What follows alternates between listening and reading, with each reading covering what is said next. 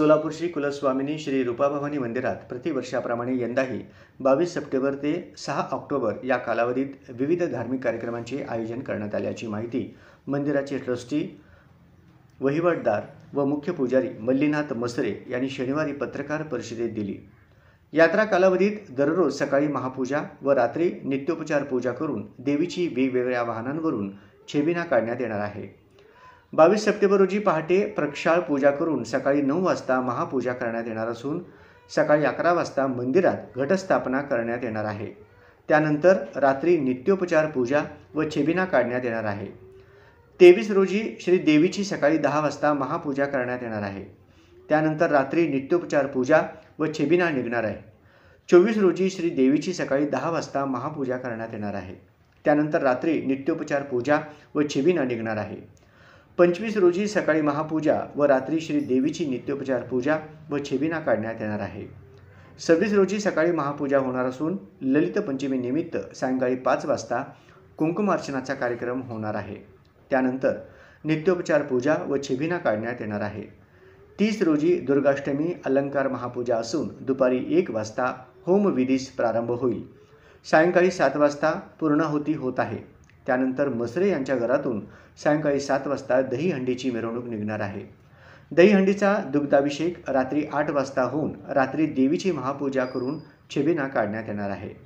1 October रोजी महानवमी निमित्त सकाळी अलंकार पूजा व रात्री नित्योपचार पूजा व छेबिना निघणार आहे। 2 ऑक्टोबर रोजी विजयादशमी म्हणजेच दसरा असून सकाळी अलंकार महापूजा होऊन संध्याकाळी 5 वाजता श्री रूपाभवानी मातेचा पालखी सोहळा सीमोल्लंघनासाठी मंदिरापासून वाजत गाजत निघणार आहे। यावेळी पार्क मैदानावरील शमीच्या वृक्षाला प्रदक्षिणा घालण्यात येणार आहे। या ठिकाणी सीमोल्लंघन पार पडल्यानंतर रात्री उशिरा पुन्हा पालखी सोहळा मंदिराकडे येईल। 6 ऑक्टोबर रोजी कोजागिरी पौर्णिमेनिमित्त श्री देवीची सकाळी अलंकार महापूजा करून भक्तांना महाप्रसाद वाटण्यात येणार आहे। त्यानंतर रात्री नित्योपचार पूजा व छेबिना मिरवणूक सर्वांना दुधाचा प्रसाद देऊन नवरात्रोत्सवाचा सांगता करण्यात येणार असल्याचे मसरे यांनी यावेळी सांगितले। या पत्रकार परिषदेस सिद्धेश्वर बँकेचे माजी अध्यक्ष प्रकाश वाले, मानकरी राजशेखर हिरेअब्बू, सुधीर थोबडे, सुनील मसरे, सोमनाथ मेंगाणे, अनिल मसरे, बाळासाहेब मुस्तारे, संदेश भोगडे, मनीष मसरे, सारंग मसरे, प्रतीक मसरे आदी उपस्थित होते। 22 ते 6 तारखेपर्यंत हा कार्यक्रमाचा कालावधी आहे आणि हे धार्मिक कार्यक्रम 22 तारखेला सकाळी पहाटे 5 वाजता प्रक्षाळ पूजेने सुरुवात होत आहे। त्यानंतर 9ला महापूजेला प्रारंभ होऊन 11 वाजता घटस्थापना होत आहे। त्याच आणि संध्याकाळी नित्योपचार पूजा झाल्यानंतर छबिनाचा कार्यक्रम संपन्न होत आहे। त्या पद्धतीने 22 तारखेला, 23 तारखेला, 24 या पद्धतीने रोजचा हा कार्यक्रम सकाळी महापूजा, संध्याकाळची नित्योपचार पूजा आणि छबिनाचा कार्यक्रम संपन्न होत आहे। 26 तारखेला पंचमी असल्यामुळे 4 वाजता सकाळी महापूजा संपल्यानंतर कुंकुमार्चनाचा कार्यक्रम संध्याकाळी 5 वाजता संपन्न होत आहे आणि त्यानंतर संध्याकाळचा नित्योपचार पूजा व छबिनाचा कार्यक्रम संपन्न होत आहे। 30 तारखेला दुर्गाष्टमी आहे। 30 तारखेला दुर्गाष्टमीला अलंकार महापूजा होते। सकाळी 9 वाजता महापूजा चालू होते आणि त्यानंतर 1 वाजता होमास प्रारंभ होणार आहे आणि संध्याकाळी 7 वाजता पूर्णाहुतीचा कार्यक्रम संपन्न होणार। त्याच दिवशी दुर्गाष्टमीच्या दिवशी मसरे यांच्या घरातून दहीहंडीचा मिरवणुकीचा कार्यक्रम निघतोय। ही दहीहंडी रूपाभवानी मंदिरात पोहोचते आणि ते दहीहंडीचा दुग्धाभिषेक झाल्यानंतर पुन्हा नित्योपचार पूजा होते आणि त्यानंतर छबिनाचा कार्यक्रम संपन्न होतोय। 2 तारखेला दसरा आहे।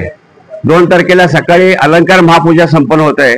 अलंकार महापूजा संपल्यानंतर संध्याकाळी 5 वाजता पालखीची मिरवणूक निघते आणि ती पालखीची मिरवणूक पार्क मैदानावर सीमोल्लंघनासाठी निघते आणि सीमोल्लंघनात तिथे 5 फेऱ्या मारल्यानंतर ती देवीची पालखी पुन्हा मंदिरास प्रस्थान होत आहे। या पद्धतीत हा नवरात्रमधला कार्यक्रम आहे। त्यानंतर पौर्णिमेचा कार्यक्रम संध्याकाळी 6 तारखेला करणार आहेत।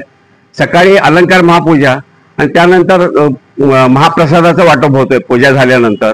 त्यानंतर संध्याकाळी नित्योपचार पूजा आणि छबिनाचा कार्यक्रम संपन्न होत आहे आणि छबिनाचा कार्यक्रम संपल्यानंतर दुधाचा वाटप प्रसाद म्हणून सगळ्याला आपण वाटतो. ह्या पद्धतीचा नवरात्र महोत्सवामध्ये आपण कार्यक्रम नियोजन केलेलं आहे आणि त्यानंतर सांगता समारंभ त्या दिवशी म्हणजे संपन्न होत आहे. ह्या वर्षी एक माळ वृद्धी झालेली आहे, त्यामुळं एक दिवस वाढ आलेला आहे. आणि या नवरात्र महोत्सवामध्ये सगळ्या भाविकांना माझं आव्हान आहे की साधारण महिला भक्तांना माझं आव्हान करतो की आपल्या सगळ्यांनी गळ्यातलं जे दागिने वगैरे आहेत त्यांनी सांभाळावं आणि लहान मुलांना इकडे तिकडे सोडून शक्यतो त्यांनी मुलांना हातात हात धरून घेऊन जावं, कारण जेणेकरून मुलं इकडे तिकडे हरवू नये. आणि कुठे जरी कुठल्या काही वस्तू जर पडलेल्या असल्या कोणाच्या नजरेला तर प्रत्येक तिथे पोलीस बंदोबस्त प्रशासनाने नेमलेलं आहे, त्यांना आपण तिथल्या तिथे कळवावं. ह्या वर्षी सुद्धा आयुक्त कार्यालयाने पोलीस प्रशासनाने चोख व्यवस्था ठेवलेली आहे. आणि सगळ्या भाविकांना माझं नम्र विनंती आहे, सगळ्यांनी देवीचे दर्शन करून पावन व्हावं एवढी मी देवस्थानतर्फे त्यांना आवाहन करतो.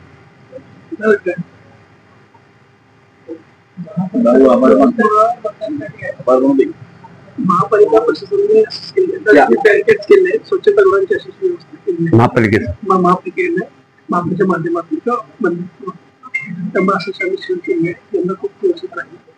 महापालिकेचं नाव आणि मंत्री या प्रदेशामध्ये जे करणार त्याचं व्यवस्थित